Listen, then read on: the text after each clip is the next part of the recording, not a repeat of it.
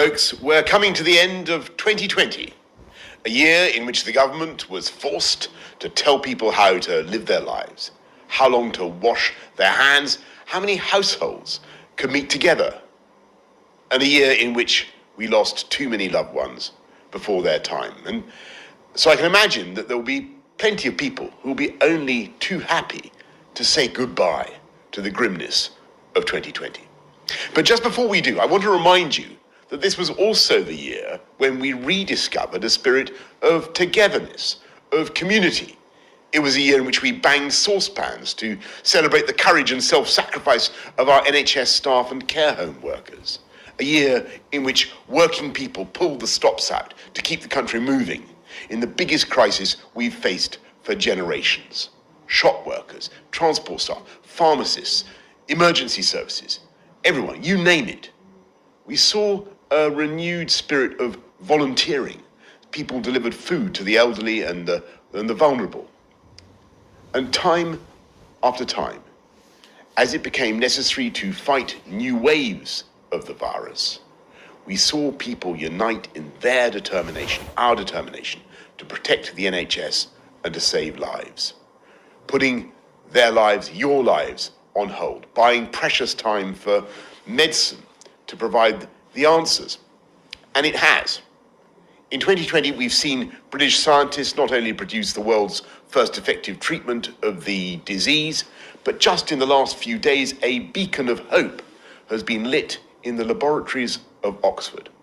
A new room temperature vaccine that can be produced cheaply and at scale, and that offers literally a new lease of life to people in this country and around the world. And with every jab that goes into the arm of every elderly or vulnerable person, we're changing the odds in favour of humanity and against COVID.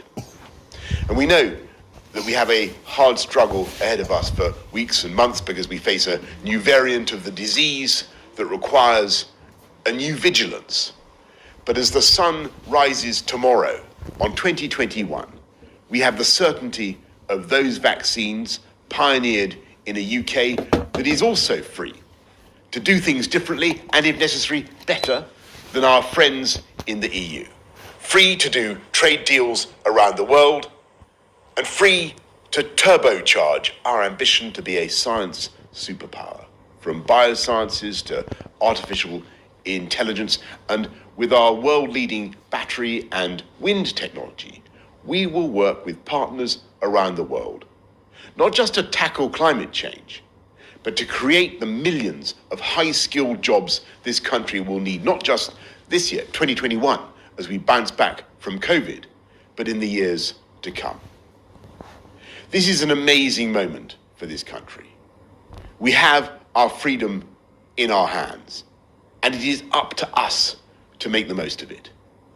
And I think it will be the overwhelming instinct of the people of this country to come together as one united kingdom, England, Scotland, Wales, and Northern Ireland, working together to express our values around the world, leading both the G7 and the COP26 Climate Change Summit in Glasgow.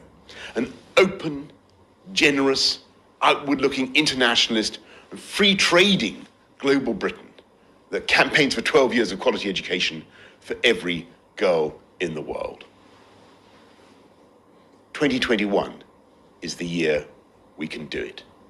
And I believe 2021 is above all the year when we will eventually do those everyday things that now seem lost in the past, bathed in a rosy glow of nostalgia.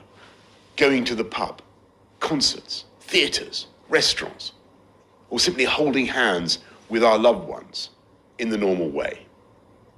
We're still a way off from that. There are tough weeks and months ahead, but we can see that illuminated sign that marks the end of the journey.